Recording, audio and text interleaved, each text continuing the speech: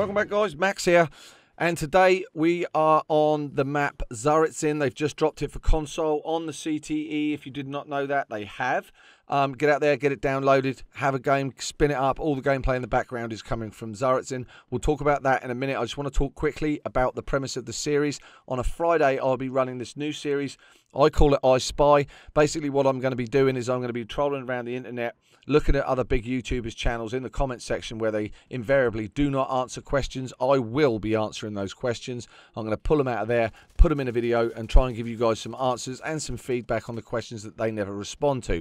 The start of this kind of last Friday, thought it would be a quirky, fun gimmick, and so that is the premise of Friday's video. So leave a comment down below if you think it's a good idea. Leave a comment down below if you think it's a bad idea. Leave it, let me know. Give me some sort of feedback and let me know if you think this is a good idea, and we'll continue with the series. But in the meantime, I've made the intro, done all the fun stuff, and so off we go for the very first episode. So before I get into talking about Tsaritsyn, because as usual, Dice have gone and thrown me a complete curveball and dumped something on my lap that I really, really want to talk about to you guys, and I will make a full video about it later. But this is Friday, this is I Spy, and this is something I want to do, so I'm going to try and amalgamate the two together. So without further ado, don't want to waste any more of your time. Next Frontier dog tag, seen this question pop up 1,000 times over. It will be available between the 21st and the 28th of this month. It's not dropped yet, but it will be available, I say at the time of recording, between the 21st and the 28th. It's available right now, or should be coming right now. But if you haven't got it by the 28th, then you can start jumping up and down and busting Dice's chops, because by that point you should have it. So anyway, so if you've not seen the Frontier dog tag, or you do not have it, that's the reason why. It should be dropping as we speak right here, right now. Does Battlefield need camels? Now, that was a question that came up, and I had to read it twice, I'm not going to lie. Turns out that the British created the Camel Corps Brigade in 1916, and this chap wants to know, does Battlefield need camels? Straight up answer to that question, absolutely it needs camels. I think camels would be absolutely awesome. Everybody's seen horses and stuff like that. It's been done before, but I don't remember ever seeing a game where you play on camel back, so to speak, if that is even the correct term. But yeah, camels in Battlefield could easily be done. Put it into Sinai, put it into Suez. I'm not sure they've modelled them or whatever, but I thought that was kind of fun. Are we going to see it? Probably not, but I thought it was a fun question to ask and something that I'd throw in there. And so without further ado, let's move on to the one that's really on everybody's tongue, or the tip of someone's tongue, I should say.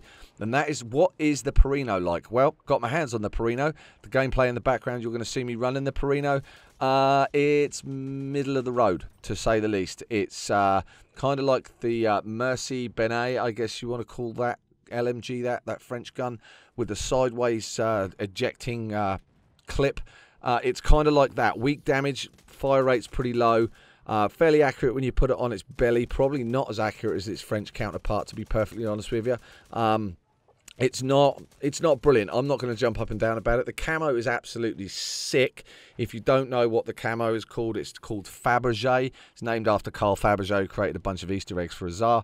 And not the eating kind, guys. We're talking about the decorative kind. They're a classic piece of antique. They're not even jewellery. They're, I don't know what they would be. Anyway, I'm waffling and I'm off topic. So moving swiftly on. Google Carl Fabergé, you'll figure it out. Anyway, so the reload animation on the gun is absolutely mustard. So it's got a box magazine, 6 off the side of the gun. And basically what he does is he takes a clip and he just slides a clip one on top of the other until the whole box magazine is refilled again, and then off you go again. It looks absolutely wicked. In the video behind you, I will leave the clip in where I reload it, and that's kind of cool. And Dice's attention to detail, as usual, is absolutely on point. If only they would pay so much attention in other areas, then things wouldn't be so bad. But anyway, don't want to make this negative in any way, shape or form. This is really positive because I'm super amped up for this. No news just so yet on how to unlock the Perino. We don't know how, whether or not it's going to have some crazy challenges behind it or something like that. Me personally, I think they should give it to everybody for absolutely nothing, as a kind of an incentive to say, listen, here is, the revolution has come. Here's a new gun on us. Thank you very much. Everybody's got it. I mean, it's not like it's a powerhouse.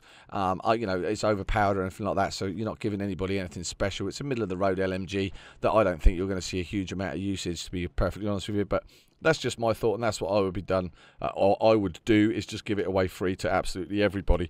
And while we're on the subject of LMGs, the parabellum has been fixed. So if you lie on your belly, or if you remember in the previous on the previous map, Brusilov Keep, if you laid on your belly with the parabellum, it would do this weird sideways turning animation and all that kind of fun stuff. It doesn't do it anymore. They fixed it, and now it shines. You're not going to see the Perino, but I promise you, you're going to see a lot of Parabellum gameplay. This gun is a very, very serious contender to knock the Hellriegel off the king of the hill. Where it sits right now, it's more than apt to kick that gun clean in the nutsack and knock it off the hill. This gun is a laser beam when you're lying down. It's great on the hip. You can move with it. You carry in your own ammo, so you're reloading. You don't run out of bullets, which of course you do with a Hellriegel, so you're always looking for a support player. This gun is absolutely superb. I absolutely love it. I think it's a beast. I do think it needs to be nerfed already. I mean, I know I'm going to get crucified for that in the comments, but it is extraordinarily powerful. And in the right hands, I can see this gun being an absolute beast. But the other new gun that's in the game is the Obrez, which is a single-shot cut-down Mosin Nagant pistol.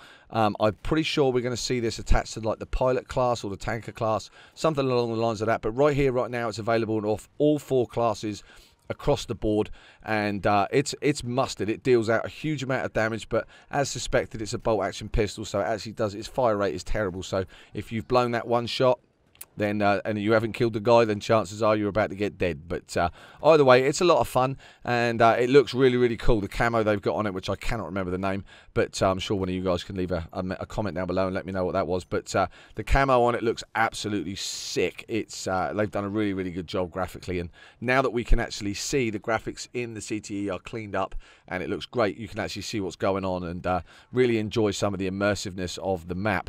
And so onto the map. While we talk about the map, how does the map play out? There's 3 flags on this map, and I'm going to tell you right now, this is Suez revisited. It's just a lot smaller.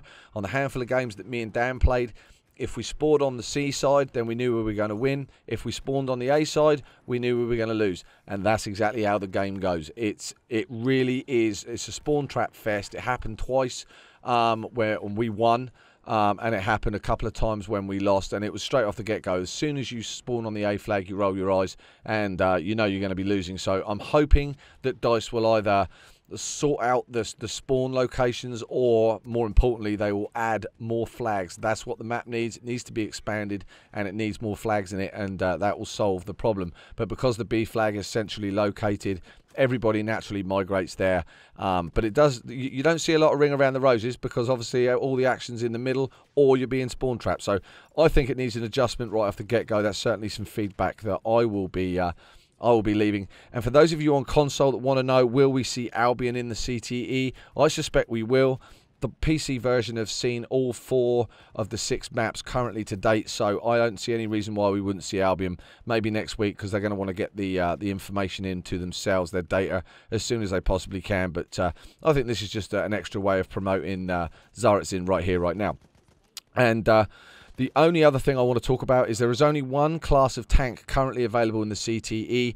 I don't know in the future if we are going to see both types available. I would suspect that we are, but currently right here, right now, you've only got one class of tank, and so don't get yourselves all excited to be playing in, sitting at the back of the map in other different, vehicles or the artillery truck or something like that, because you won't be doing that. Right, I've babbled more than enough. I hope I've given you some insights, some decent information on Tsaritsyn, and this is the new series, I Spy. I'm doing this every single Friday. We'll get some proper questions going on next week. I just wanted to cover Tsaritsyn in here as fast as I possibly could.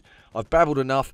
Saturday live stream, as always, going to be back to the usual rotation. I won't be doing a live server this week, but I will be doing a live stream, obviously. So if you want to stop by, say hello, but you're more than welcome.